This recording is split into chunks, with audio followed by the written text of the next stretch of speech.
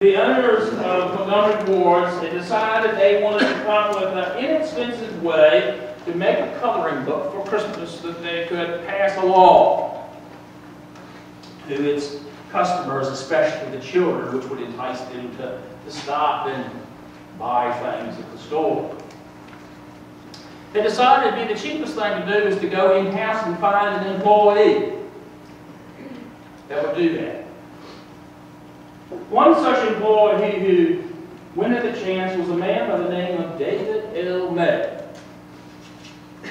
May was short for his size. He was 5 foot tall. He had been teased quite a bit as a child. He decided, he was a copyrightist, that he would start to work on the story. May's household was full of tragedy at the time. He had a small daughter by the name of Barbara. And Barbara had asked him a question about why the family was so different. It was different because May's wife was dying of cancer. So he came up with this story. If you listen to it today, the same kind of metrical pattern as 'Twas the Night Before Christmas. And began to write the story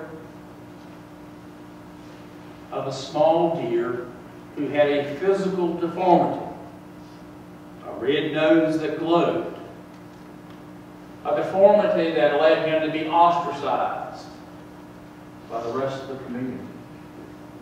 He wrote the story, and as he was going each line, he would go to his 4-year-old Barbara and ask her, well, how does this sound? Does it pique your imagination? And he wrote that whole story that I read to the kids today, bit by bit. Eventually, May turned over his manuscript, and Montgomery Wards decided to produce it and manufacture it. Sold 2.5 million copies in 1939. May himself didn't get any royalties out of it. It was the property of Montgomery Wards. His wife died about 1939.